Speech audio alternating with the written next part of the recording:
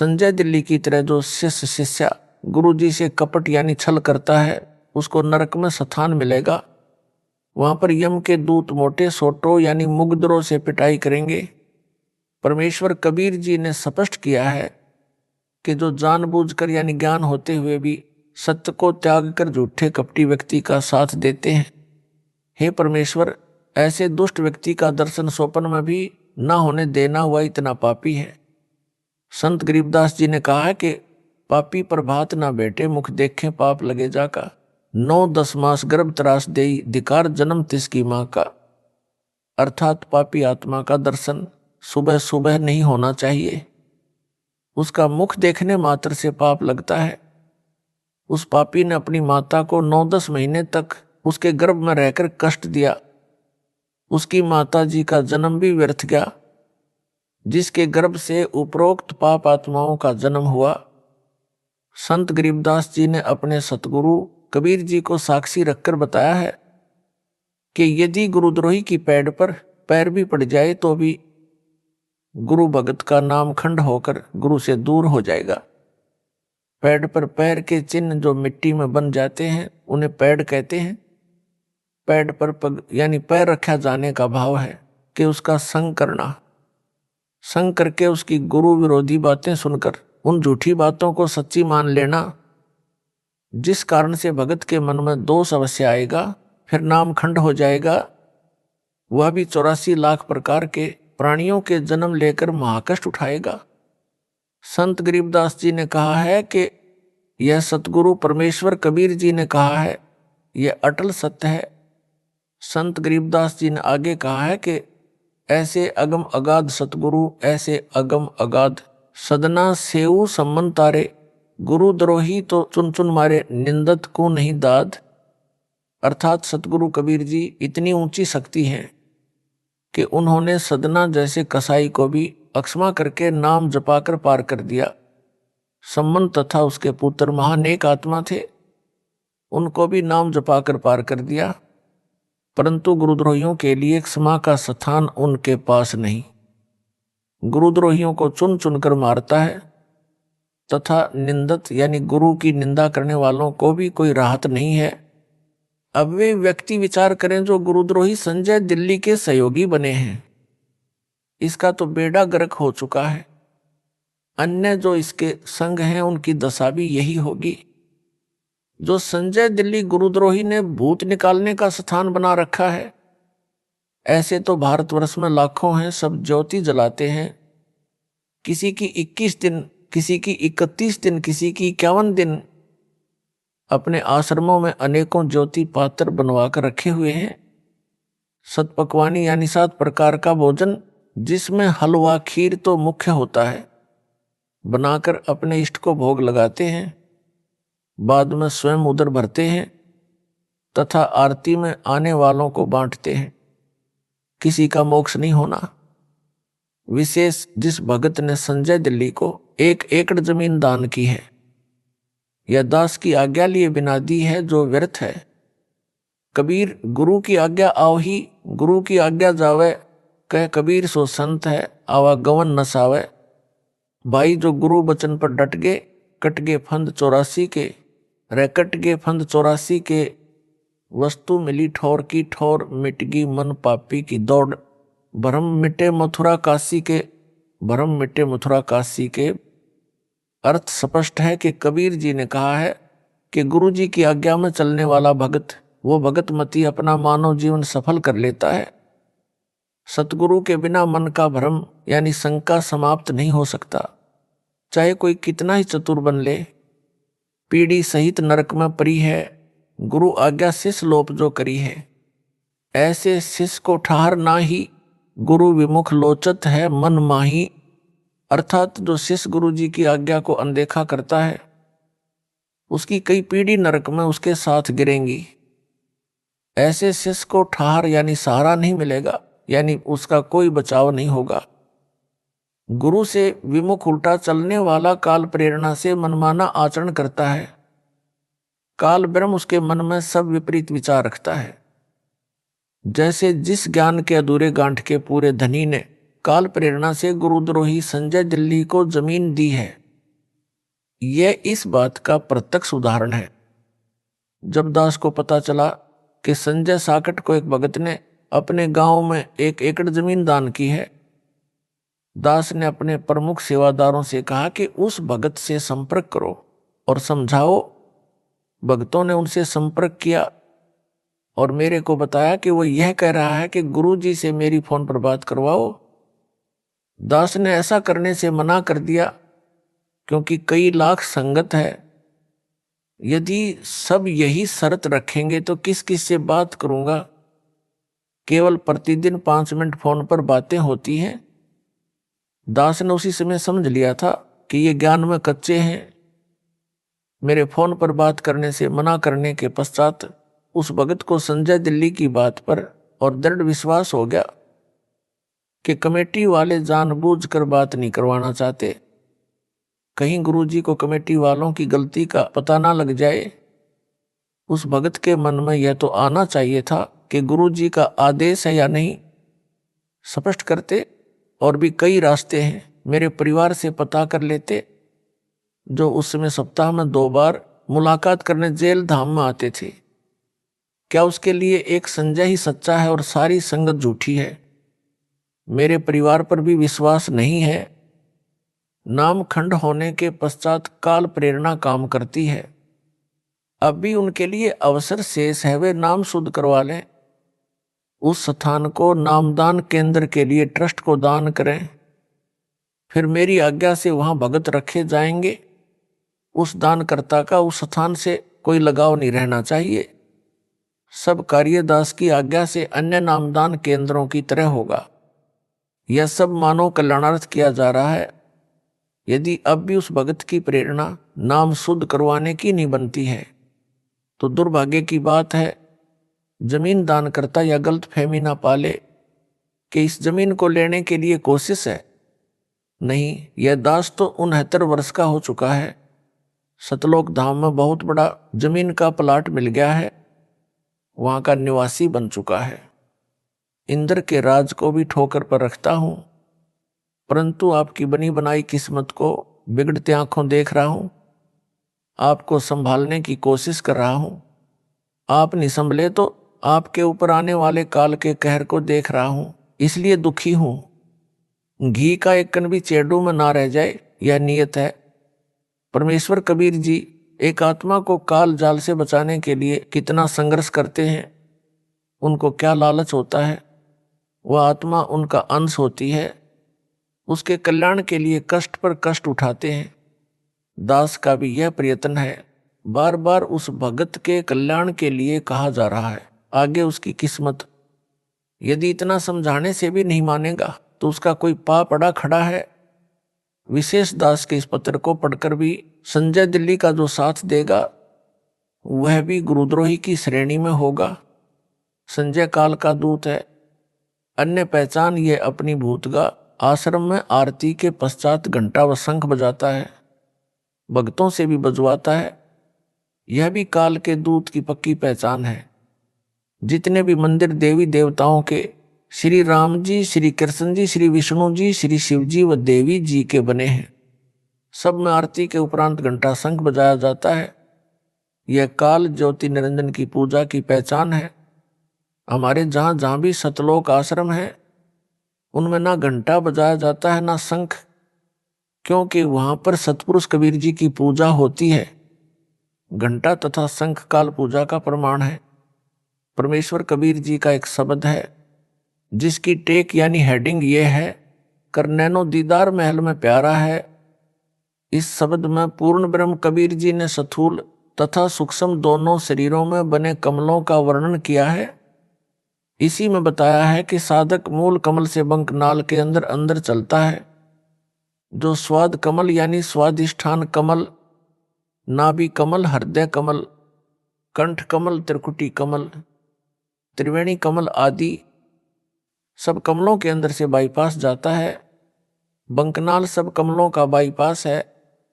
जैसे लंबे सफर की बसें प्रत्येक शहर में से गुजरती हैं परंतु बाईपास मार्ग से जाती हैं, सब यात्रियों की टिकट आगे वाले दूर स्थित शहर की बुक होती है।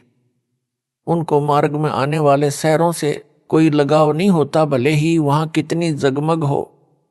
चाहे कहीं सर्कस का खेल चल रहा हो, चाहे कोई मानव मेला लगा हो, उसमें अत्यधिक चमक दमक हो रही हो, चाहे किसी के सिनेमा हॉल में कितनी ही सुपरहिट फिल्म के बोर्ड लगे हों, यदि कोई मूर्ख उस चमक दमक को देखकर बस गाड़ी से उतर गया तो उसको वहीं रहना पड़ेगा, उसकी टिकट व्यर्थ हो जाएगी।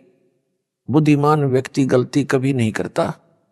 इसी प्रकार तत्व ज्ञान से परिचित सतपुरुष कबीर भगत व भगतमती जब सतलोक को चलते हैं तो मार्ग में आने वाले कमलों की चमक दमक की ओर ध्यान नहीं देते।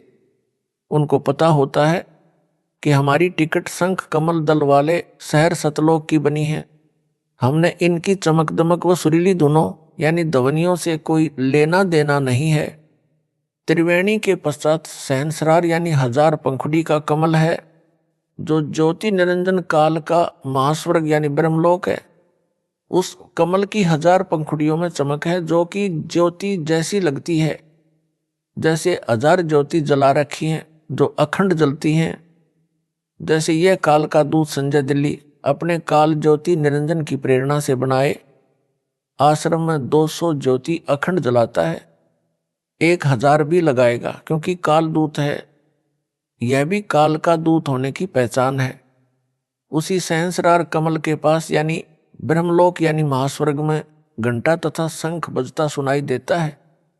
जो काल ब्रह्म के भगत हैं उन्होंने अपने गुरु के आश्रम में घंटा व शंख बजता देख व सुन रखा है। वे उनकी धुन यानी घंटा व शंख की ध्वनियों को सुनकर खींचे चले जाते हैं। परंतु सतपुरुष की पूजा वाले आश्रम में घंटा शंख नहीं बजाए जाते। वे सत साधक उस काल के जाल की ओर ध्यान भी नहीं देते और बंकनाल के अंदर ही आगे बढ़ जाते हैं। शब्द की साखी नंबर 12 में कबीर परमेश्वर ने कहा है कि घंटा शंख सुने धुन दोई, सहस्रार कमल मध्य जगमग होई, ता मध्य करता निरखो सोई बंकनाल धस पारा है, कर नैनो दीदार महल में प्यारा है। अर्थात जब सतपुरुष कबीर जी का भगत बंकनाल से चलता चलता सहस्रार कमल के पास पहुंचता है तो वहां घंटा तथा शंख दोनों की धुन यानी ध्वनि सुनाई देती है। उस कमल में जगमग जगमग प्रकाश करता है जो 1000 पंखुड़ियों का है। उस स्थान का मालिक ज्योति निरंजन है। कबीर जी का भगत बंकनाल में आगे बढ़ जाता है, फिर अष्ट कमल को पार करके शंख कमल जिसमें पूर्ण ब्रह्म कबीर जी का निवास है उसमें चला जाता है यानी पार हो जाता है। बंकनाल एक नाड़ी है जिसमें रक्त नहीं बहता। जैसे रबड़ की पतली सी नली होती है जो मूल कमल से लेकर शंख कमल तक जाती है। भगत व भगतमती जो जिस सतर की साधना करते हैं वो इसी से होकर त्रिकुटी तक जाते हैं। त्रिकुटी से अपने अपने इष्ट धाम का मार्ग ग्रहण करते हैं। उनको पहले धर्मराज के दरबार में जाना पड़ता है। जो सतपुरुष कबीर जी के भगत हैं उनको धर्मराज दरबार में नहीं जाना पड़ता।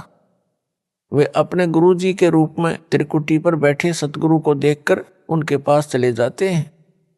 वहां से आगे गुरु जी लेकर चलते हैं। मार्ग में त्रिवेणी सहस्रार कमल आते हैं, फिर अष्ट कमल तथा शंख कमल में भगत व भगतमती जाते हैं।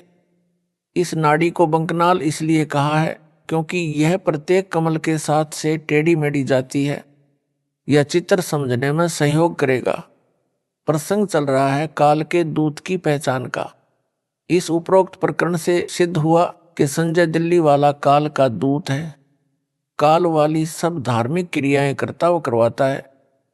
विशेष यहाँ पर यह बताना अनिवार्य समझता हूँ कि पवित्र कबीर सागर के अध्याय कबीर बानी में परमेश्वर कबीर जी ने 12 पंथों का वर्णन करते हुए कहा कि 12वें पंथ यानी संत गरीबदास जी वाले पंथ में हम ही आएंगे। दास उन्हीं का भेजा आया है। संत गरीबदास जी वाले पंथ से जुड़ा है। दास को 17 फरवरी 1988 को पूज्य गुरुदेव जी से दीक्षा प्राप्त हुई थी, इसलिए उस पंथ की क्रियाएं करना स्वाभाविक था। सन 1994 तक तो दास केवल जहाँ कोई गरीबदास का पंथी संत या भगत अमर ग्रंथ संत गरीबदास जी की वाणी का पाठ करता था, उसमें पाठी या श्रोता बनकर जाता रहा। पाठ के समापन वाले दिन भोग लगने के समय वे लोग घंटा तथा शंख बजाया करते थे। जब गुरुदेव जी ने दास को मार्च 1994 ईस्वी को नाम दीक्षा देने की जिम्मेदारी दी, उसके पश्चात पाठ करने लगा। उसी प्रकार केवल पाठ के समापन पर भोग के समय घंटा तथा शंख बजाया करता था तथा 7 ज्योति जलाकर भोग के समय की आरती करता था। भोग लगने के समय आरती में 7 या 11 ज्योति तक जलाई जाती हैं। अधिकतर 7 ज्योति ही लगाते हैं। संध्या आरती में केवल 1 ज्योति ही जलाई जाती है, जो प्रारंभ से ही 1 ज्योति दास जलाता रहा है। अब भी 1 ज्योति ही जलाई जाती है। आरती में दास ने कभी घंटा व शंख नहीं बजाया, ना मेरे गुरुदेव जी बजाया करते थे। वे भी 1 ही ज्योति आरती में जलाया करते थे। दिसंबर 1996 तक पाठ का भोग लगने के समय घंटा तथा शंख बजाया जाता रहा। सन 1996 में 13 दिसंबर से 19 दिसंबर तक प्रथम खुला पाठ किया गया। दास ने अमर ग्रंथ की वाणी का सरलार्थ करके समझाया। यह गरीबदास पंथ का पहला अनुष्ठान था। उस समागम में पूज्य गुरुदेव जी अचानक आए थे।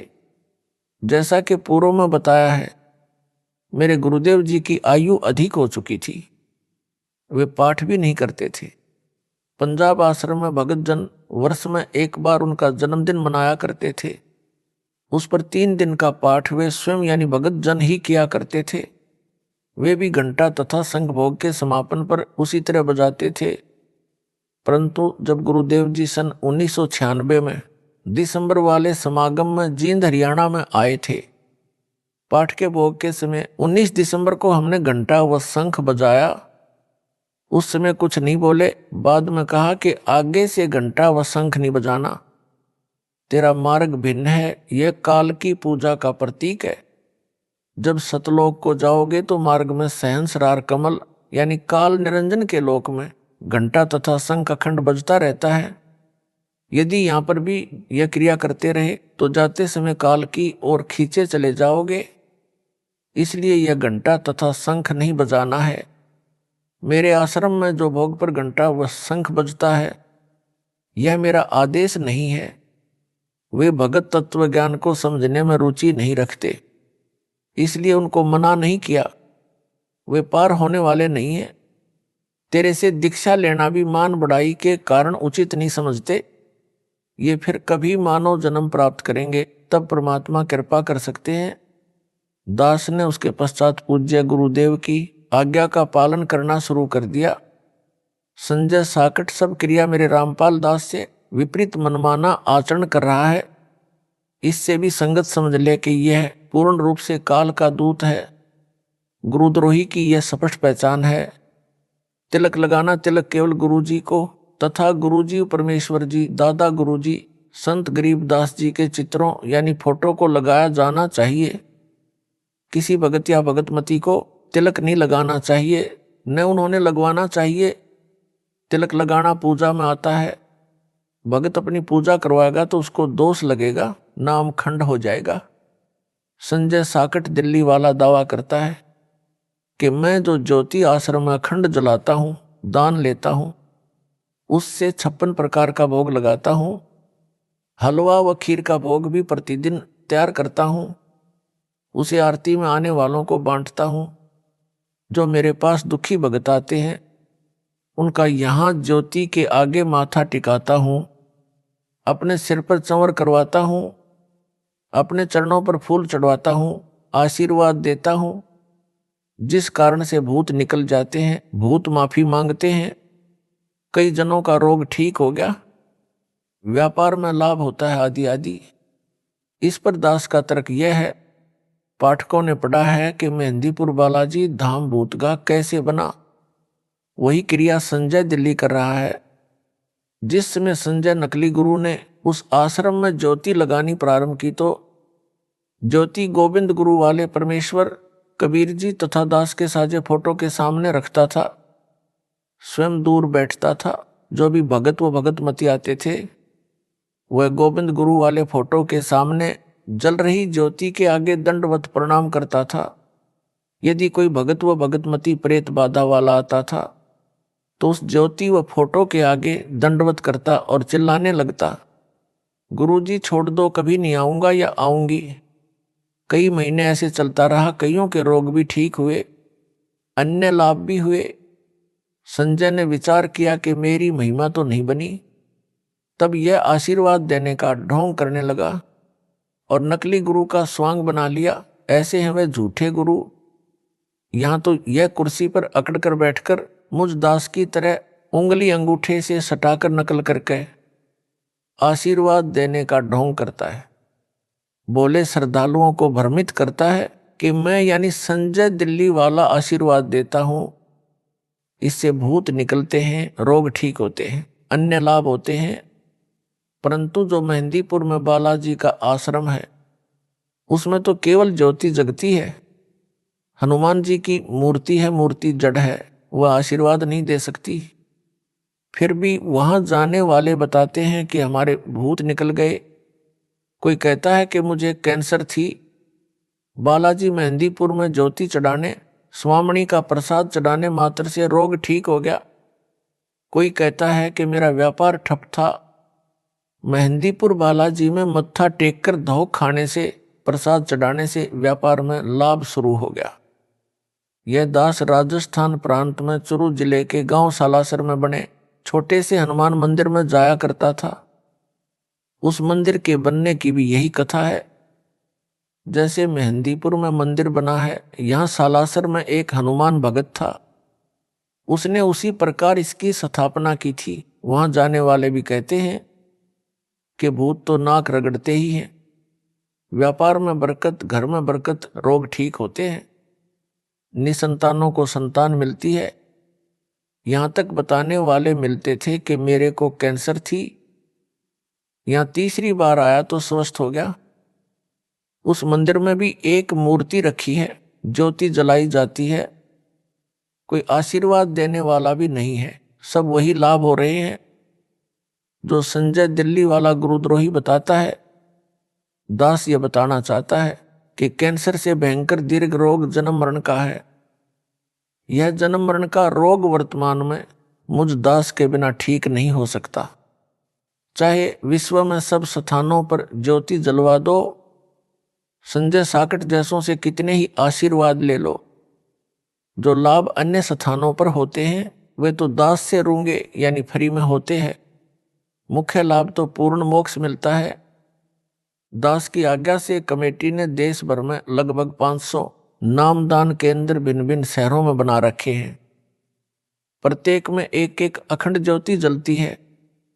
जो नए भगत वहां नाम दीक्षा लेने जाते हैं, यदि किसी को प्रेत बाधा होती है तो वह वहां ज्योति व गुरु गोविंद वाले फोटो के सामने नाक रगड़ता है, उसकी प्रेत बाधा तो समाप्त होती ही है, साथ में अन्य सब लाभ भी मिलते हैं तथा जन्म मरण का असाध्य रोग भी समाप्त होता है। जिन भक्तों ने संजय दिल्ली को जमीन दी है उनको पाप लगा है। उन्हें चाहिए था दास से आज्ञा लेकर नामदान केंद्र बनाते, उसमें दास अपने विश्वास का भगत रखता तो वहां के भक्तों का कल्याण होता। जमीन दान करने वालों को महापुण्य मिलता है। यह तो कसाई वाला हत्था यानी बूचड़ खाना बनवा दिया, कोरा पाप मोल जमीन देकर ले लिया। जमीन देने वाले भक्तों को मृत्यु के बाद भी इस स्थान का पाप लगता रहेगा। जब तक यह हत्था चलता रहेगा वह पाप इनकी किस्मत में चित्रगुप्त के पास लिखा जाता रहेगा। यदि ये भगत दास की आज्ञा से केवल नाम दान के लिए जमीन देते तो इनको मृत्यु के उपरांत भी पुण्य लाभ मिलता रहता। जब तक यह कल्याण केंद्र चलता, यह संसार समझदा नहीं, कहंदा शाम दोपहरे नू, गरीबदास ये वक्त जात है, रोवोगे इस पहरे नू। कुछ नए भगत ऐसे भ्रमित हुए। संजय साकट दिल्ली एक ही बात पर जोर दे रहा है कि कमेटी वाले दान के पैसे को धर्म ज्योति जलाना, हलवा खीर बनाना में नहीं लगाते, अपनी जेब में रख लेते हैं। जब इसको ये 1 एकड़ जमीन मिली तो इसने प्रपंच शुरू किया भक्तों से 11 ज्योति के 4500 रुपये दान लेकर यह सिद्ध करने लगा कि कमेटी वालों को माध्यम बनाकर मेरे को मूर्ख बेईमान सिद्ध करता है।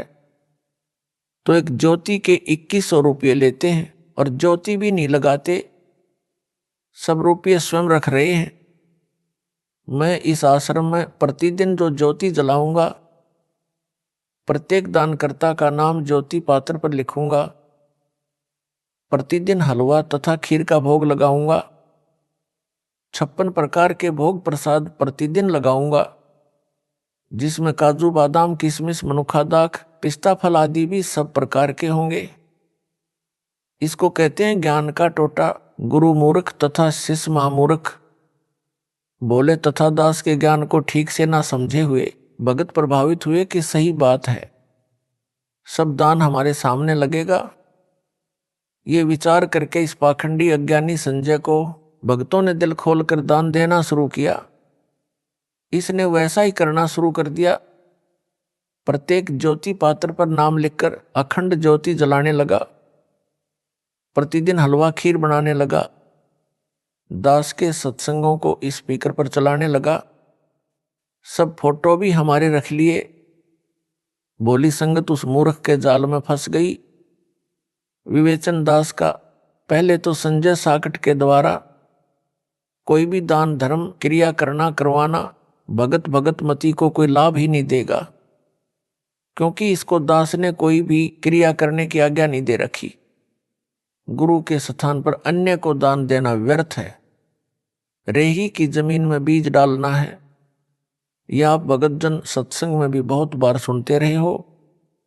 इस पाखंडी के मूर्खता वाले यानी शास्त्र विधि त्याग कर मनमाने आचरण करने से तो क्या लाभ मिलेगा। आपको बताता हूं कि सतयुग में राजा अम्बरीश हुए थे। उसने अपने गुरु के द्वारा मर्यादित यज्ञ की थी, जिसमें 100 मन यानी 4000 किलोग्राम गाय या भैंस का घी प्रयोग किया जाता था, जिसमें हवन यज्ञ धर्म यज्ञ भोजन हलवा खीर 56 प्रकार का भोग प्रसाद बनता था आदि की जाती थी। इसके अतिरिक्त धर्म यज्ञ में आए हजारों लाखों ब्राह्मणों को भोजन कपड़े तथा एक लागड़ दूध वाली गाय व उसका बच्चा दान में दिया जाता था। राजा अम्बरीश ने ऐसी हजारों यज्ञ करवाई। सिद्धि भी आ गई, रोग भी दूर रहा। राजा अम्बरीश स्वर्ग गए। वहां लाखों वर्ष स्वर्ग में अपने दान का फल भोगा। फिर त्रेतायुग में उसी यज्ञों के फल से राजपद भी मिला। वह अम्बरीश वाली आत्मा राजा जनक रूप में जन्मी। राजा जनक वाले जीवन काल में भी अनेकों महायज्ञ अपने गुरु की देखरेख में की। उन शास्त्र विधि अनुसार की यज्ञों से वह आत्मा विमान में बैठकर स्वर्ग गई। मार्ग में एक नरक से 12 करोड़ जीवों को भी आधे धर्म कर्मों यानी पुण्यों का संकल्प करके निकलवा कर स्वर्ग ले गए। स्वर्ग में अपने दान धर्म से किए यज्ञों का फल स्वर्ग में लाखों वर्ष भोग कर कलयुग में वही आत्मा सिख गुरु श्री नानक जी के रूप में जन्मी। उस जीव का कल्याण सतगुरु कबीर जी की शरण में आने से हुआ। जो दास से उपदेशी हैं वे सतगुरु शरण में हैं। जो भोले ज्ञान के अधूरे गांठ के पूरे पैसे वाले उस पाखंडी संजय दिल्ली के पास जाकर उस मूर्ख के बहकावे में आकर ज्योति आदि का दान धर्म कर रहे हैं। वह लंडरू अज्ञानी संजय दिल्ली उनको क्या देगा, जब ऊपर बताई यज्ञों से जन्म मरण चक्र बना रहा, जिसमें हवन यज्ञ में हजारों किलोग्राम घी स्वाहा किया। हजारों किलोग्राम घी हलवे खीर आदि 56 प्रकार के भोग प्रसाद में लगाया। पुराणों में लिखा है कि राजा जनक ने 1000 यज्ञ 100 मन घी धर्म में लगाकर की थी, फिर भी जन्म मरण समाप्त नहीं हुआ। संजय दिल्ली के माध्यम से भ्रमित भगत सारी आयु में भी ज्योति अखंड जलवाएं तो भी 10 क्विंटल घी प्रयोग नहीं हो सकता, और जितना पैसा घी तथा अन्य 56 भोग में लगेगा वह व्यर्थ है, क्योंकि गुरु बिन दान व्यर्थ है। उनको तथा उस नकली धोखेबाज को पशु योनि मिलेगी। आप तो सतगुरु शरण में आकर नरक वाले मार्ग पर जा रहे हो, मोक्ष में खो रहे हो। आप जी को महापुरुषों की वाणी से, सतगुरु कबीर जी की वाणी से संत गरीबदास जी की वाणी से कितनी बार समझाया है कि मन तू चल रे सुख के सागर, जहां शब्द सिंधु रत्नागर।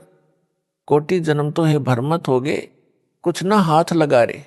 कुकर सूकर खर भया बोरे, कौवा हंस बुगारे। कोटि जन्म तू राजा कीन्हा, मिटी न मन की आशा। भिक्षुक होकर दर दर हांड्या, मिला न निर्गुण रासा। यानी गुप्त भेद गुप्त ज्ञान नहीं मिला। इंद्र कुबेर ईश की पदवी, ब्रह्मा वरुण धर्मराया।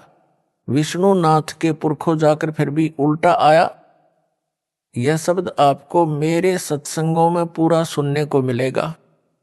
यूट्यूब पर दास का नाम बोलने से सब सत्संग आपको सुनने को मिलेगा। फिर शब्द के अंत में लिखा है कि सतगुरु मिले तो इच्छा मेटे, पद मिल पदे समाना। चल हंसा उस लोक पठाऊं, जहां आदि अमर अस्थाना। चार मुक्ति जहां चंपी करही, माया हो रही दासी। दास गरीब अभय पद पर से, मिले राम अविनाशी। अर्थात राजा अम्बरीश वाली आत्मा ने तो मर्यादा में रहकर गुरु द्वारा धर्म कर्म करवाए थे। स्वर्ग तो चली गई, आप तो पाखंडी के फंसे हो, कुछ भी हाथ नहीं लगेगा। अभी अवसर है, अपना नाम शुद्ध करवाकर जन्म सफल करो। आप तो राजा अम्बरीश की तरह चक्कर काट कर मोक्ष समय में पहुंचे हो, अब गलती ना करो। संजय दिल्ली का अज्ञान संजय साकट दिल्ली कुतर्क देकर मुझ दास के तत्व ज्ञान को जो 9 मन सूत सुलझाकर सीधा किया है, उसको उलझाने का व्यर्थ प्रयत्न करता हुआ कहता है कि रामपाल को ज्ञान नहीं है। वह पेड़ की जड़ यानी मूल को पूर्ण ब्रह्म बताता है। जड़ पूर्ण ब्रह्म नहीं हो सकता। जड़ को पोषक तत्व मिट्टी से मिलता है, जड़ को मिट्टी का सहारा लेना पड़ता है।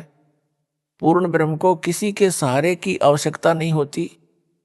उत्तर रामपाल दास का इसका उत्तर यह है कि ना तो पेड़ पूर्ण ब्रह्म है, ना उसकी जड़, ना मिट्टी पूर्ण ब्रह्म है। पूर्ण ब्रह्म परम अक्षर ब्रह्म यानी सतपुरुष कबीर जी हैं, जो काशी में जुलाहे की भूमिका करके गए हैं। जो दास ने सब ग्रंथों से वह आंखों देखने वाले 6-7 संतों ने भी प्रमाणित कर दिया है, वह बताया है पूर्ण ब्रह्म। दास ने गीता अध्याय 15 श्लोक 1-4 का यथार्थ अनुवाद किया है, जो दास से पहले किसी के समझ में नहीं आया था।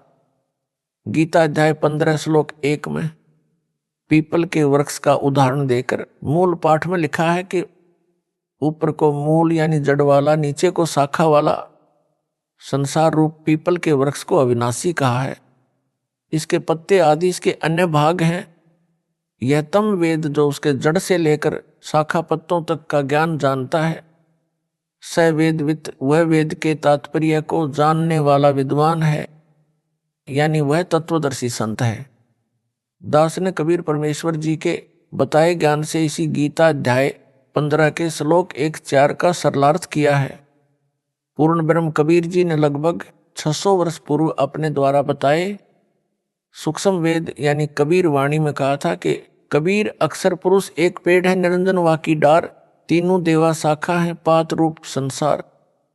अर्थात कबीर जी ने बताया है कि अक्षर पुरुष एक पेड़ जानो, उसकी मोटी डार को ज्योति निरंजन यानी काल ब्रह्म जानो। डार से मानो 3 शाखा निकली हो, उनको तीनों देवता यानी रजगुण ब्रह्मा, सतगुण विष्णु, तमगुण शिव मानो। उन शाखाओं से लगे पत्तों को संसार मानो। परंतु परमेश्वर ने मूल ज्ञान यानी तत्व ज्ञान छुपा कर रखा था। यह नहीं बताया था कि उस वृक्ष की मूल यानी रूट में कबीर पूर्ण ब्रह्म हूं। जो इस दास को कबीर परमेश्वर जी ने मूल ज्ञान बताया, दास ने इसे सबके रूबरू किया है। दास उस अज्ञानी आत्मा संजय दिल्ली वाले से पूछना चाहता हूं कि क्या कबीर जी को भी ज्ञान नहीं था? जिन्होंने पेड़ को अक्षर पुरुष बताया है, मोटी डार को ज्योति निरंजन तथा शाखाओं को ब्रह्मा विष्णु तथा शिव कहा है, पत्तों को संसार बताया है। दास ने गुप्त ज्ञान बताया है जो संजय गुरुद्रोही की अकल में अब तक नहीं आया है, जो इस प्रकार है। ऊपर को जड़ वाले इस संसार रूपी पीपल के वृक्ष की जड़ यानी रूट को पूर्ण ब्रह्म मानो। अक्षर पुरुष को तना, डार काल निरंजन यानी सर पुरुष जानो। तीनों देवताओं यानी रजगुण ब्रह्मा, सतगुण विष्णु तथा तमगुण शिव को शाखा मानो। शाखाओं पर लगे पत्तों को संसार जानो। उदाहरण के तौर पर बताया है कि जैसे पेड़ का पालक मूल यानी रूट होता है, इसी प्रकार पूर्ण ब्रह्म सर्व सृष्टि का धारण पोषण करने वाला है।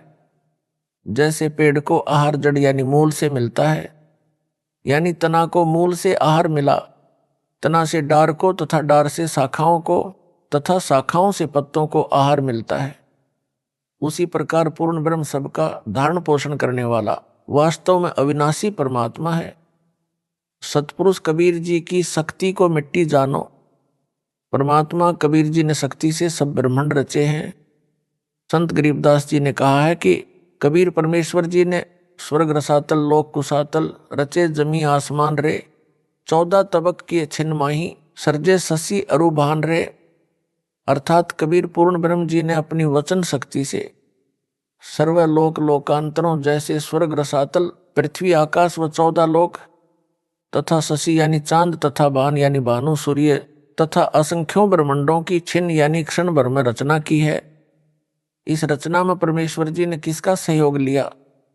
सक्षम है, कुछ भी कर सकता है।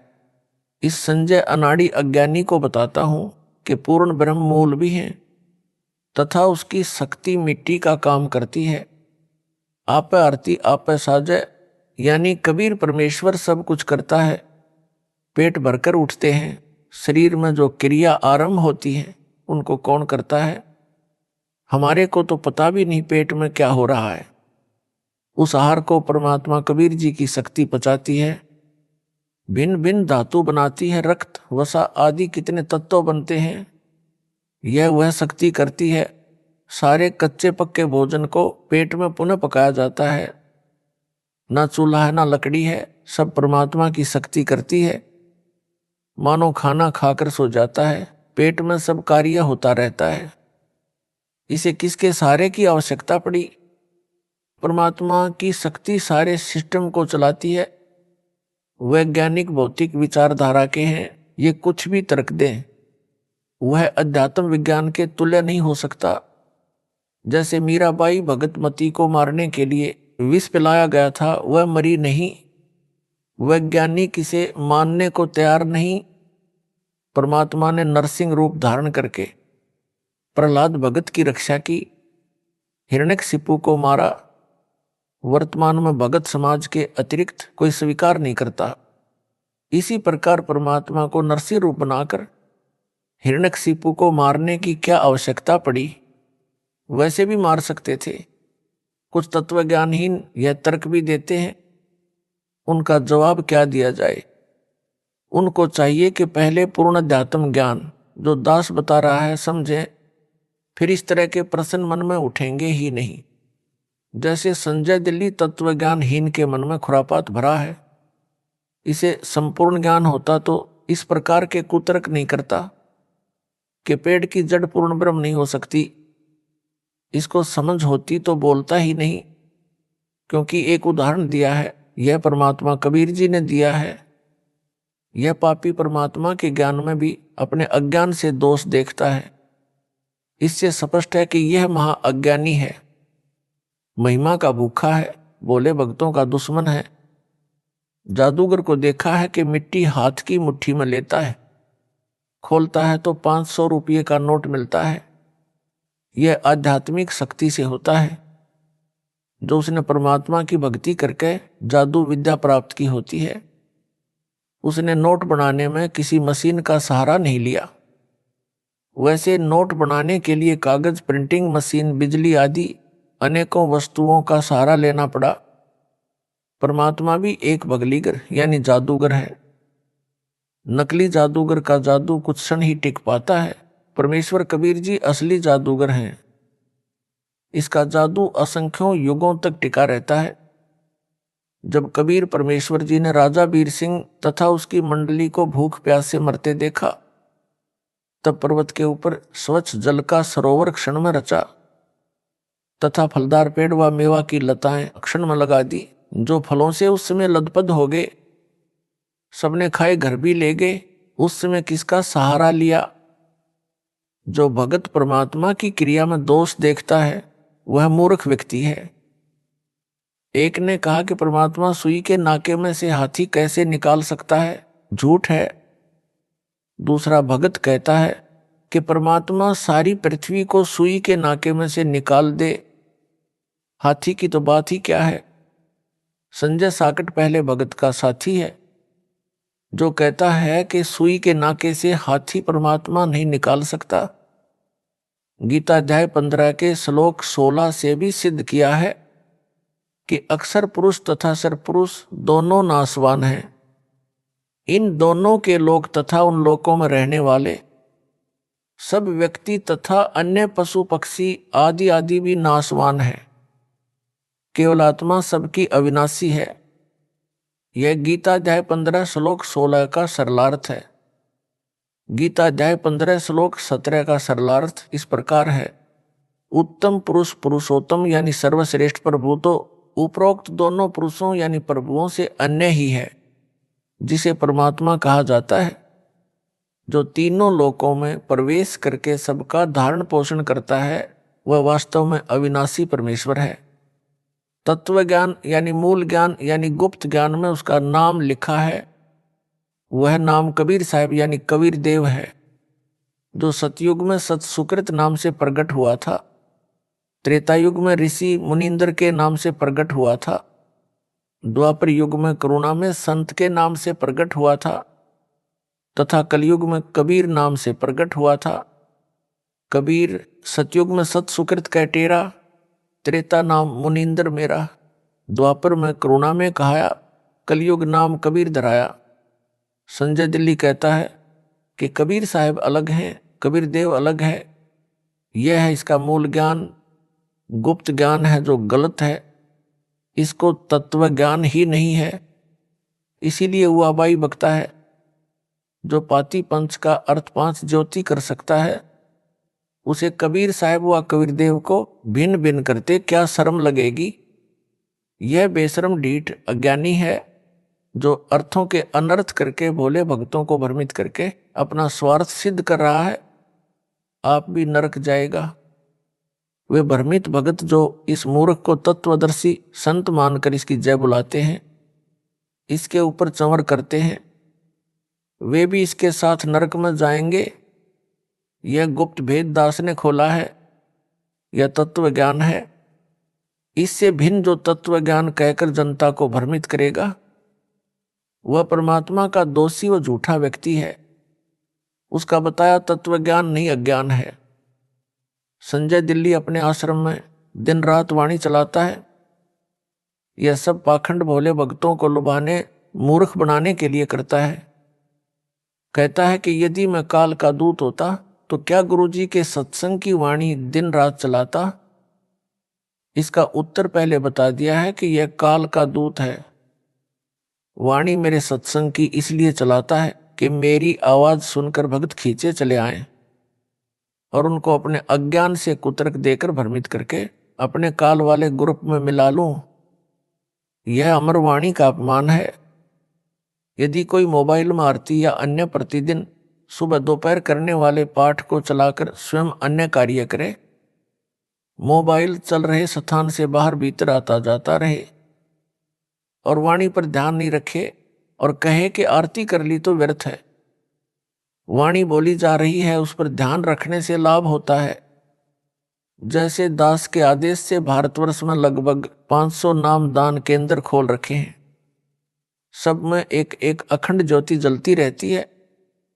सब में भगत सुबह दोपहर तथा शाम को स्पीकर या मोबाइल में या मौखिक तीनों समय के पाठ करते हैं।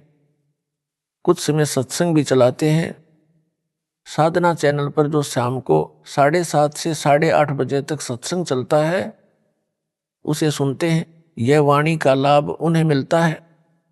प्रत्येक अनुयायी अपने अपने घरों में पूजा स्थल पर सुबह शाम ज्योति जलाता है, जो घंटों जलती है। तीनों समय के पाठ करते हैं। समय मिलता है तो मोबाइल में सत्संग चलाकर ध्यान से सुनते हैं। यह वाणी सुनने का लाभ भी उनको मिलता है। वाणी का लाभ पशु पक्षियों कीट कीड़ों मकोड़ों को भी मिलता है, चाहे वे समझ भी नहीं सकते। परंतु दिन रात चलाने से लाभ के स्थान पर हानि होती है। जैसे छोटे बच्चे को माता पिता दूध पिलाते हैं जिससे बच्चे के शरीर का विकास होता है, यदि उसको बार बार जबरदस्ती दूध पिलाएंगे तो वह रोगी हो जाएगा। इसलिए समय समय पर दूध पिलाना लाभदायक होता है। जैसे रोगी को डॉक्टर दवाई खाने को देता है, उनको खाने का समय भी बताता है, सुबह शाम आदि। यदि रोगी को मिनट मिनट में दवाई खिलाई व पिलाई जाए तो उसकी मृत्यु हो जाएगी। इसी प्रकार वाणी को समय पर चलाए सुने तो ही अच्छा है, लगातार चलाना ढोंग व व्यर्थ है। मेरे भक्तों के घरों, दुकानों व यात्रा के समय, गाड़ियों में हल जोतने वालों तथा ट्रैक्टर से जमीन संवारने वालों की जेबों में मोबाइल में वाणी चलती है। वे ध्यान से सुनते भी हैं और कार्य भी करते हैं, परंतु लगातार नहीं। कुछ समय सुनकर मोबाइल को बंद कर देते हैं। कोई भी कथा या बातें हैं, वे कुछ समय सुने तो उसका असर ठीक होता है। या डोंगी कहे कि हम वाणी सुनते भी हैं, कार्य भी करते रहते हैं। दास यह कहेगा कि आप रात्रि में सो जाते हो, तब कैसे सुनते हो? हठयोग करता है। इस डोंगी ने आश्रम में एक अलग कक्ष बना रखा है। उसमें भक्तों को विशेष योग आसन की मुद्रा में बैठाकर सुमिरन करने को कहता है और स्वयं भी उसी प्रकार उसमें बैठकर सुमिरन करता है। वाणी फिर भी चलती रहती है। सुमिरन खाक करता करवाता है। न सुमिरन का लाभ, क्योंकि इसका नाम खंड है। जिनको यह मूर्ख बनाकर अपने जाल में फंसाए हुए है, उन भक्तों को भी सुमिरन का कोई लाभ नहीं मिलेगा, क्योंकि उन्होंने गुरु तज कर आन को यानी अन्य को भजा है। यानी गुरु जी के बताए सहज सुमिरन को छोड़कर हठयोग को अपनाया है तथा ज्योति के लिए रुपये दिए हैं या वैसे दान में रुपये दिए हैं, वह भी संजय दिल्ली के आदेश से। इस कारण उनका नाम खंड है। अब सुमिरन करके दान देकर भी जीवन नष्ट होगा, क्योंकि भक्ति मार्ग में बहुत सावधानी रखनी पड़ती है ताकि नाम खंड ना हो जाए। काल ज्योति निरंजन का पहला काम है हमारे अनुयायी का नाम खंड करवाना, फिर वह काल का हो जाता है। परमेश्वर से कोई लाभ उसे नहीं मिलता। परमेश्वर कबीर जी ने गरीबदास जी महाराज जी को बताया है कि अनंत कोटि बाजी जहां रचे सकल ब्रह्मांड, गरीबदास मैं क्या करूं काल करे जीव खंड।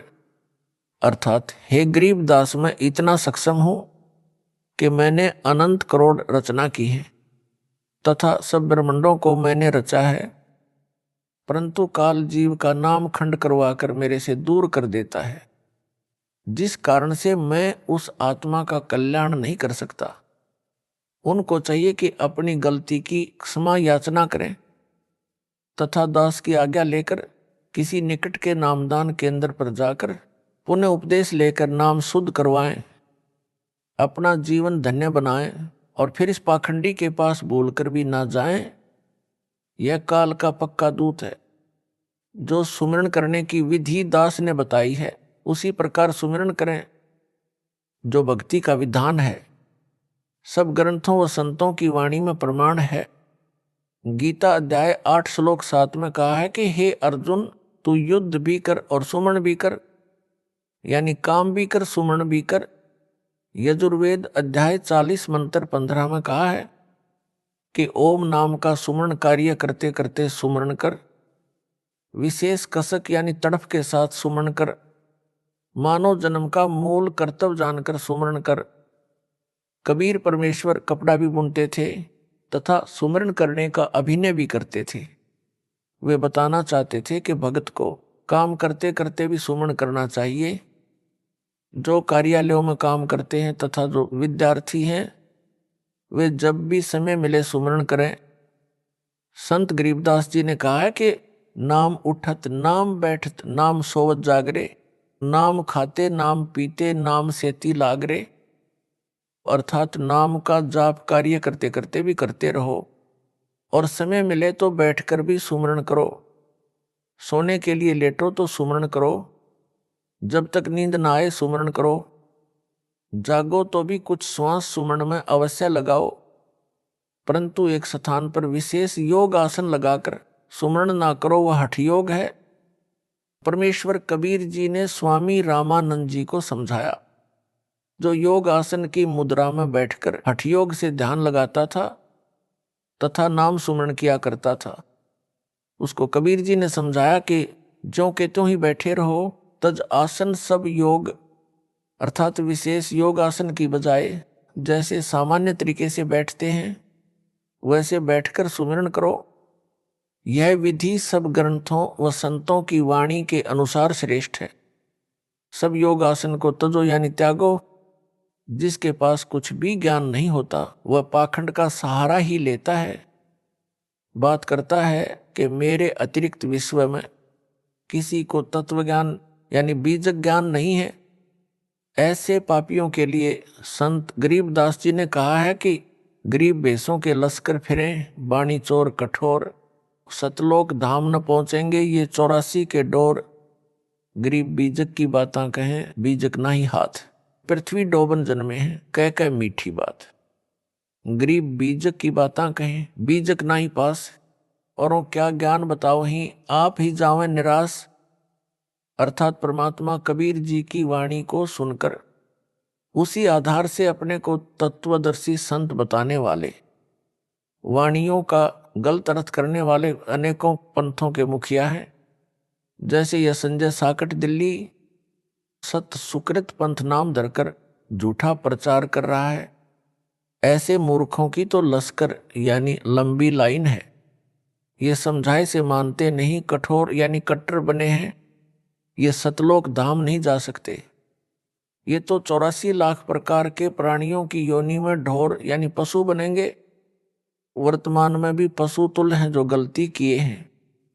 फिर कहा है कि जैसे यह संजय साकट अपने को तत्वदर्शी संत कहता है और झूठ बोलता है कि मेरे को तत्व ज्ञान है, मूल ज्ञान गुप्त ज्ञान है, रामपाल को भी नहीं है। इसके विषय में कहा है कि बीजक ज्ञान यानी तत्व ज्ञान, मूल ज्ञान गुप्त ज्ञान होने की बातें करते हैं। बीजक ज्ञान इनके पास नहीं है। ऐसे नकली पंथों वाले गुरु पृथ्वी के मानव को काल के जाल में फंसाने के लिए जन्मे हैं।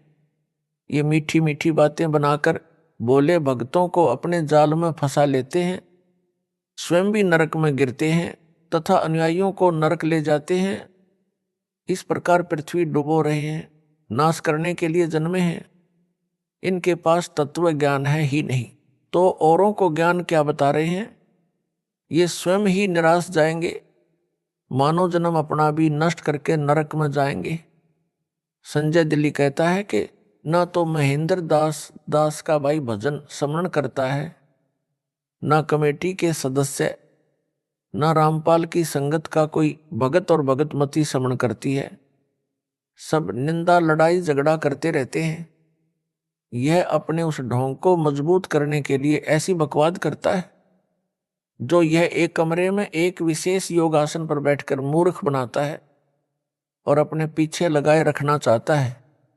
यह तर्क देता है कि सुमरण तो ऐसे होता है जैसे मैं यानी संजय करता हूं, ऐसा रामपाल की सारी संगत करती नहीं, इसलिए वे सुमरण तो करते नहीं और काम करते हैं।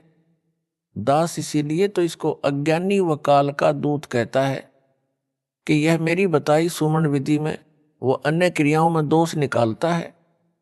जो सारी संगत मुझ दास रामपाल दास की बताई शास्त्र प्रमाणित विधि से सुमरण व अन्य क्रियाएं कर रही है।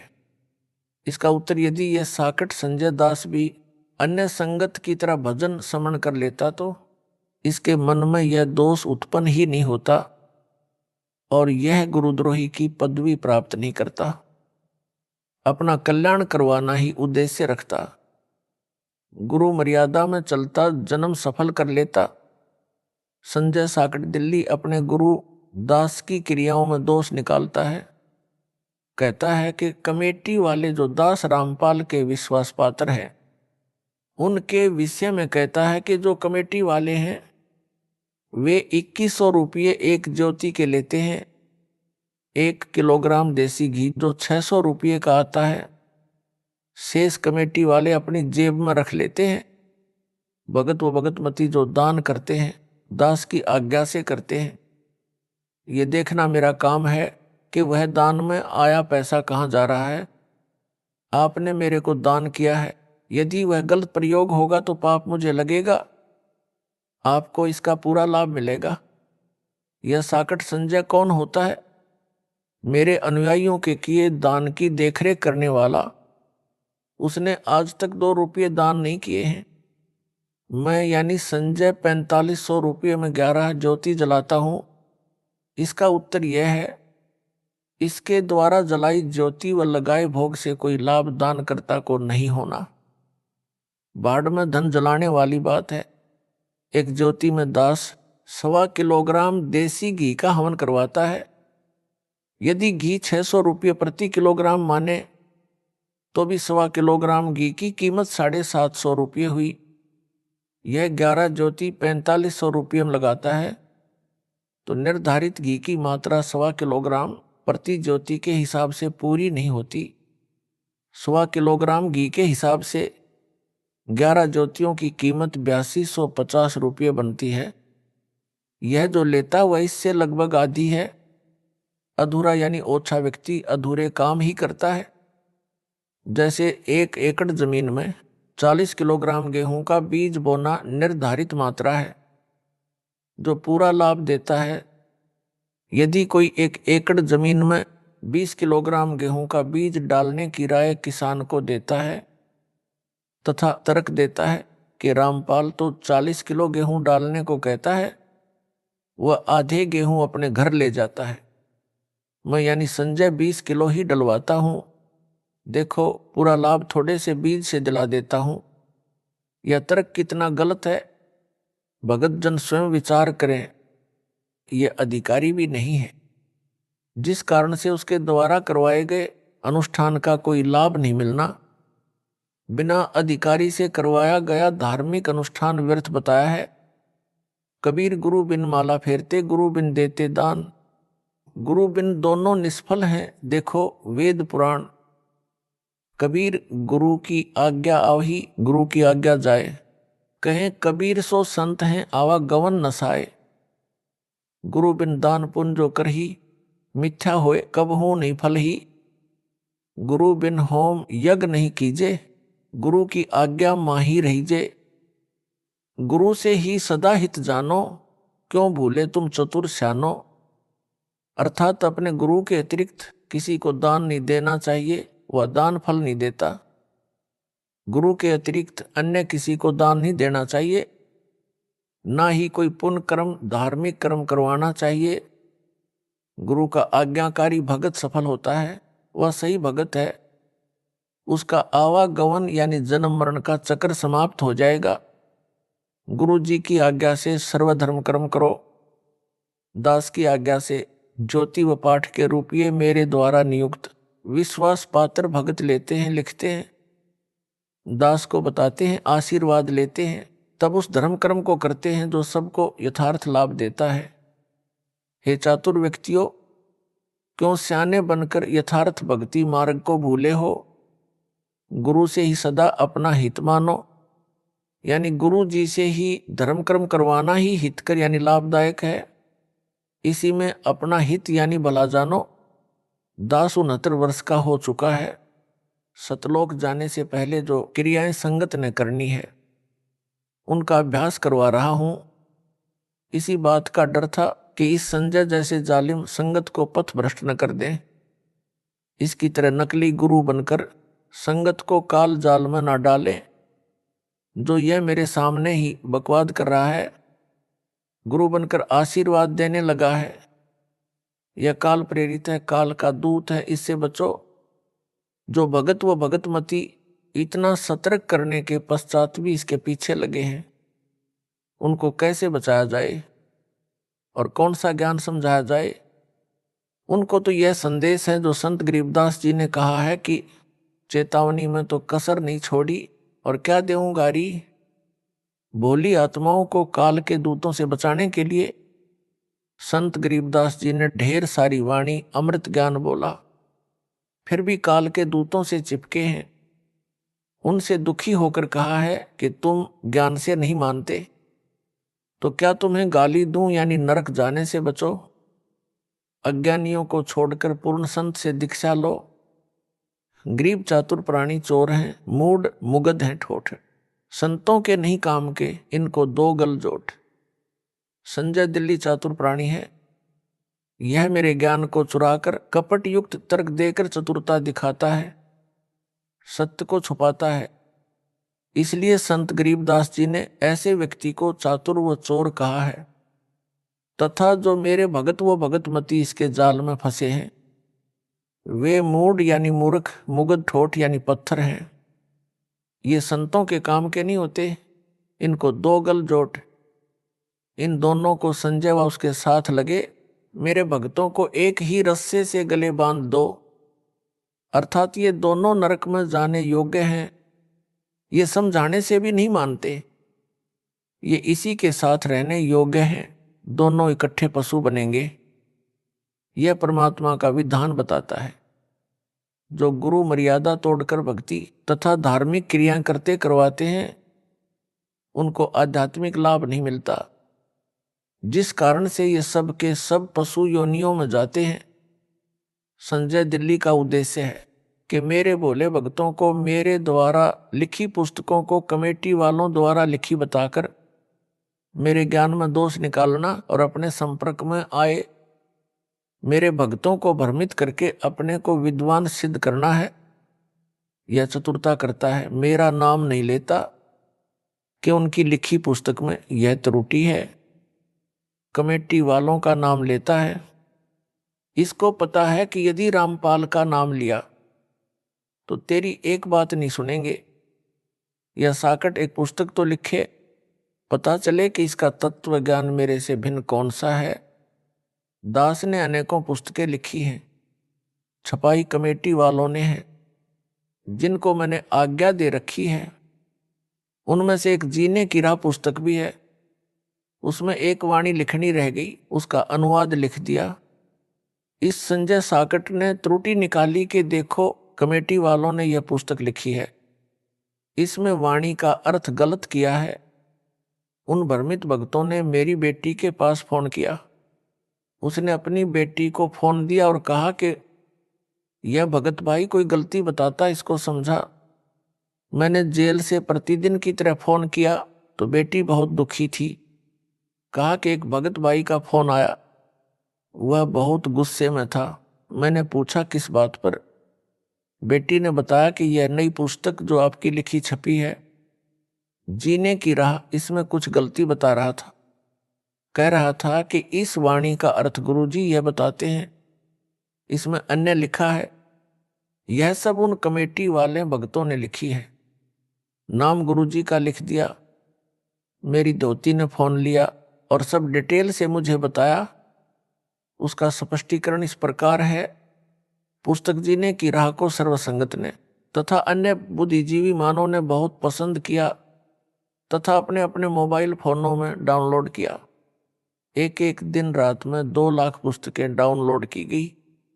एक दिन रात में तो 2,50,000 पुस्तक डाउनलोड होने का रिकॉर्ड बना था।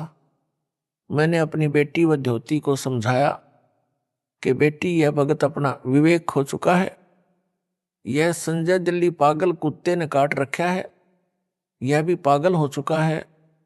यह अब यही भाषा बोलेगा, अन्य को काटने को दौड़ेगा। उस पुस्तक में सरलार्थ तो निम्न दोनों वाणियों का लिखा है, परंतु गलती से वाणी नंबर 1 लिखनी छूटी है। उसमें यह उल्लेख है, वाणी नंबर 1, कबीर कथा करो करतार की, सुनो कथा करतार, काम कथा सुनना नहीं, रखो नेक विचार। वाणी नंबर 2, कबीर कथा करो करतार की, सुनो कथा करतार, आन कथा सुनना नहीं, कहे कबीर विचार। अर्थात कबीर जी ने कहा है कि परमात्मा की चर्चा करो, परमात्मा की चर्चा सुनो, काम कथा यानी अश्लील बातें ना सुनो, नेक विचार रखो। वाणी नंबर 1 का अर्थ, परमात्मा की कथा सुनो, परमात्मा की कथा यानी चर्चा करो।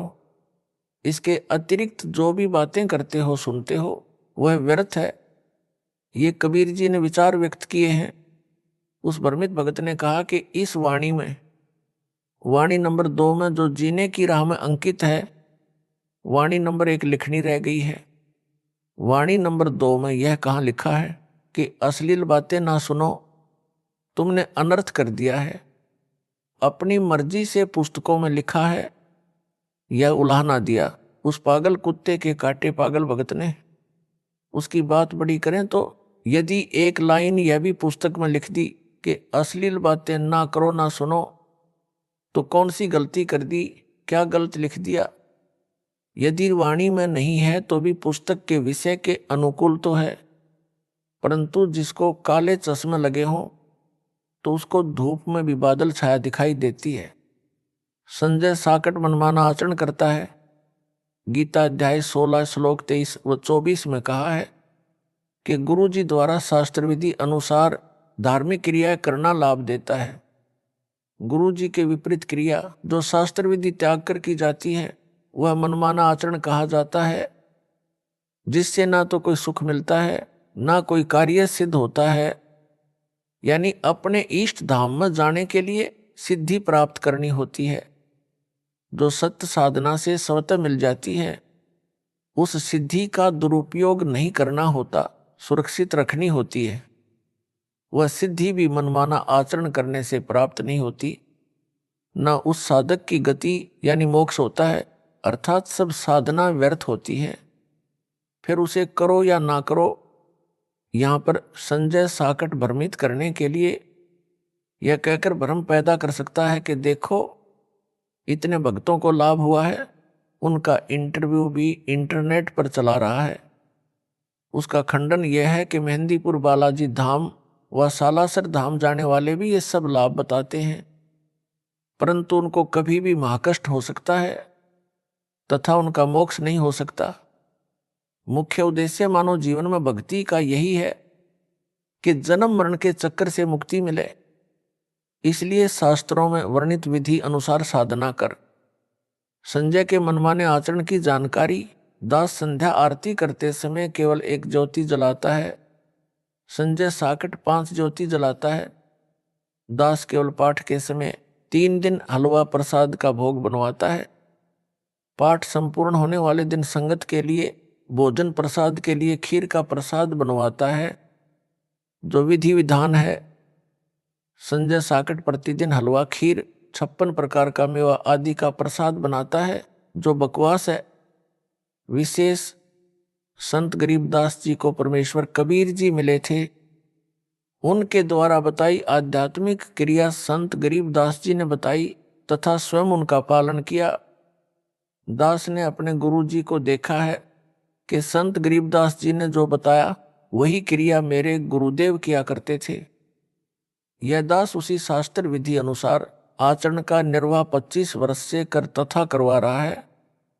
यदि प्रतिदिन हलवा, खीर व 56 प्रकार के प्रसाद से परमात्मा प्रसन्न होते तो संत गरीबदास जी भी यही करते। संत गरीबदास जी के पास 2500 बीघा यानी लगभग 1475 एकड़ जमीन थी। वे तो सदा ही हलवा, खीर आदि 56 प्रकार के भोग आसानी से लगा सकते थे, परंतु शास्त्र विधि में ऐसा करना नहीं कहा है।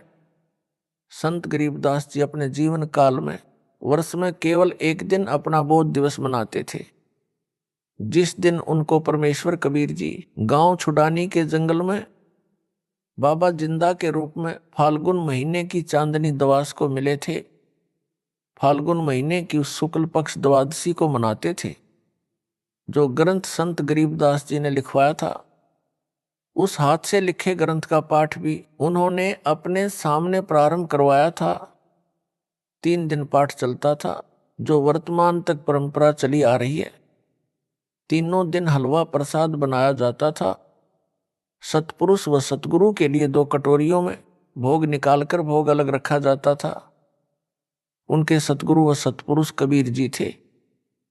हलवे का प्रसाद केवल हाथों में दिया जाता था। प्रसाद रूप में खाने के लिए खीर का प्रसाद संगत के लिए भोजन में परोसा जाता था। अन्य दिनों में प्रतिदिन जैसा भोजन घर पर बनता है, उसी का ही भोग लगाया जाता था।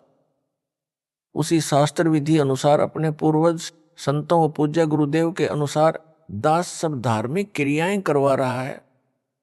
परमेश्वर कबीर जी तो सक्षम है, वे भी प्रतिदिन 56 प्रकार का हलवा खीर आदि स्वयं भी बनाकर खा सकते थे, या परंपरा डालने के लिए भी सत्पुरुष अपने को सब भोग लगा सकते थे, लेकिन ऐसा नहीं किया गया। जब उनके साथ शरारत की थी, झूठे पत्र डालकर निमंत्रण दिया गया था, उसमें 18 लाख साधु संत और उनके चेले भंडारा खाने आ गए। उस समय 3 दिन का भोजन भंडारा करके अपनी समर्थता का परिचय भी दे दिया कि मैं ऐसा भी कर सकता हूं। परंतु प्रतिदिन जो संजय दिल्ली बकवास कर रहा है, यह शास्त्र विधि त्याग कर मनमाना आचरण है, जो भोले भक्तों को रिझाने के लिए, अपने जाल में फंसाने के लिए ड्रामा कर रहा है। जो ज्ञान के अधूरे गांठ के पूरे हैं, वे इसके जाल में फंसे हैं। संत गरीबदास जी ने ऐसे पाखंडियों के लिए कहा है कि ज्ञानी पुरुष तो इनके निकट न जावें, मूर्खों को रीझ रिझावे हैं। अर्थात जिन भक्तों को मर्यादा का ज्ञान है और गुरु जी द्वारा बताई शास्त्र अनुकूल क्रियाओं का ज्ञान है, वे तो ऐसे पाखंडी के निकट भी नहीं जाते जिनको ज्ञान नहीं है। उन भोले भक्तों को प्रसन्न करके अपने को तत्वदर्शी सबसे अलग ज्ञान वाला सिद्ध करता है। ऐसा व्यक्ति काल का पक्का दूत होता है। वह संजय साकट दिल्ली है, इससे बचो। अन्य मनमाना आचरण संजय साकट ने प्रथम मंत्र के कार्ड में अक्षरों में फेर बदल करके उनकी वास्तविकता का नाश कर दिया। उस प्रकार उच्चारण करने से, परमात्मा की मर्यादा भंग होने से इन मंत्रों की शक्ति समाप्त हो गई है। परमात्मा कबीर जी ने, जो संत गरीबदास जी के सतगुरु हैं, अपने शिष्य गरीबदास जी को प्रथम मंत्र का जैसे उच्चारण करके सुनाया, उसी तरह गरीबदास जी ने उनका जाप किया और लाभ प्राप्त किया। उसी तरह अपनी अमृतवाणी में लिखवा दिया, जो अमर ग्रंथ में अंकित है। यह संजय काल प्रेरणा से सब गलती कर रहा है, क्योंकि काल ब्रह्म इसका साथ दे रहा है। कबीर जी के दुश्मन का रोल संजय कर रहा है। रामपाल दास यानी पत्र लेखक संध्या आरती में कोई घंटा शंख आदि नहीं बजवाता, जो सतपुरुष की पूजा है। संजय साकट घंटा तथा शंख बजवाता है, यानी सब धार्मिक क्रियाएं मेरे से विपरीत करके अपने को तत्वदर्शी सिद्ध कर रहा है, जो केवल दिखावा है तथा काल ज्योति निरंजन की पूजा है। संजय साकट की अन्य जलालत, अन्य बकवास जो संजय व पवन ने की, पुस्तक ज्ञान गंगा दास के आदेश से, दास के सत्संग प्रवचनों से छपवाई है। जब दास लीला करने बड़ी जेल, संसार भी एक जेल है, काल के 21 ब्रह्मांड भी जेल हैं। उससे छोटी जेल हिसार में आया। वकील मेरे से मिलने आए, उनमें परमात्मा कबीर जी के भगत भी हैं। उन्होंने बताया कि ज्ञान गंगा पुस्तक में कुछ फोटोकॉपी मराठी भाषा की लगी है, जिनमें आपके विषय में लिखी भविष्यवाणी है। उन भविष्यवाणियों में एक का हिंदी अनुवाद लिखना रह गया। वे नास्त्रेदमस के द्वारा की गई भविष्यवाणियां हैं। वह वकील ज्ञान गंगा पुस्तक को साथ लाया था, क्योंकि उस पुस्तक का एक मुकदमे से संबंध था, मेरे से डिस्कस करनी थी। उसने वह मराठी भाषा वाली फोटोकॉपी दिखाई और बोला कि मैंने कंप्यूटर में इसका ट्रांसलेशन देखा। इसका अर्थ है कि उस संत यानी सायरन पर देशद्रोह का मुकदमा भी लगेगा, परंतु झूठा सिद्ध होगा। यदि आपकी आज्ञा हो तो ज्ञान गंगा में इसे भी लिख दिया जाए। मैंने कहा कि ठीक है, लिखवा दो, इससे अनुयायियों का विश्वास और दृढ़ होगा।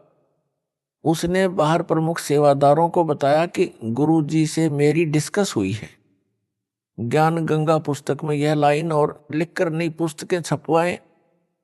सेवादारों ने दास से संपर्क किया और पूछा कि क्या आप जी की आज्ञा है।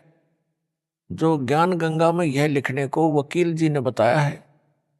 दास ने बताया कि मेरे से वकील जी की बात हुई है, यह 2 लाइन और लिखवा दो, हानि भी क्या है। कमेटी वालों ने दास की आज्ञा का पालन किया। नई ज्ञान गंगा पुस्तक छपवाकर वितरित कर दी। वह पुस्तक गुरुद्रोही संजय और पवन को इनके समर्थकों ने दे दी। संजय व पवन ने कहा कि कमेटी वालों ने कितनी बड़ी गलती की है।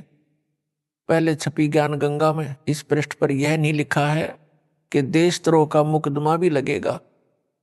इस नई में छपा दिया है। दोनों पुस्तकों के दोनों पृष्ठों की फोटो कापियां लगाकर संगत को भड़काने लगे। देखो, कमेटी वालों ने अपनी मर्जी से यह छपा दिया जो गलत है। इस मराठी भाषा का यह अर्थ नहीं बनता। हाय तौबा मचा दी। दास ने इसीलिए तो संजय को तथा पवन को गुरुद्रोही घोषित किया है। ये दोनों मेरे शत्रु का काम कर रहे हैं। संजय बकवाद करता है, पवन इसकी बातों पर विश्वास करके कर्म खराब कर रहा है। विचार करें, यदि 2 लाइन मान लो कमेटी वालों ने गुरुजी की सच्चाई बताने के लिए लिख भी दी हो, तो संजय साकट को क्यों कष्ट हुआ, क्यों पवन दुखी हुआ? संजय पवन दोनों काल के दूत हैं। इन दोनों की बुद्धि पर काल ब्रह्म का साया है। इनसे दास की उभरती छवि देखी नहीं जा रही। आग लग जाती है इनके हृदय में। पवित्र कबीर सागर में एक अनुराग सागर अध्याय है। उसमें लिखा है कि कबीर जी ने अपने शिष्य धर्मदास जी को बताया है कि हे धर्मदास, काल ब्रह्म यानी ज्योति निरंजन से मेरा विवाद हुआ। जब मैं सतलोक से चलकर काललोक में प्रवेश हुआ, तब यह मेरी शक्ति देखकर डर तो गया, माफी भी मांगी। मेरे से पूछा कि आप किस लिए आए हो। मैंने बताया कि तूने पूर्ण ब्रह्म यानी सतपुरुष का नामो निशान मिटा रखा है, अपने को जगत का कर्ता बता रखा है। तेरे पुत्रों ने भी अपने को जगत कर्ता बताकर मानव को भरमाया है। संत गरीबदास जी ने कहा है कि गरीब मूला माया मग में बैठी, हंसा चुन चुन खाई, ज्योति स्वरूपी कहे निरंजन में ही करता बाई। एक ना करता दो ना करता नौ ठहराए भाई, 10वां भी धुंधर में मिलेगा सत कबीर दुहाई। मैं तेरी असलियत बताऊंगा, कबीर नाम से यथार्थ भक्ति मार्ग यानी पंथ चलाऊंगा, सतपुरुष का ज्ञान प्रचार करूंगा। कबीर परमेश्वर जी उस समय अपने पुत्र सहज दास के वेश में थे। कबीर जी कभी अपने पुत्र जोगजीत यानी जोग संतान के रूप में भी काल ज्योति निरंजन के लोक में आते हैं। इसलिए अपने को छुपाकर लीला किया करते हैं। सब जीव उस सतपुरुष की आत्मा है। यहां तूने उन सबको कुत्ते गधे सूअर आदि बनाकर महाकष्ट दे रखा है। इनको सुख सागर सतलोक का ज्ञान बताऊंगा, निज नाम देकर तेरे जाल से मुक्त करवाऊंगा।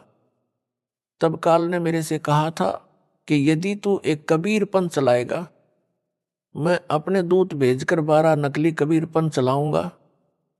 इनके अतिरिक्त और अनेक नकली पंथ अपने दूत भेजकर चलाऊंगा। सब जीवों को भरमाऊंगा।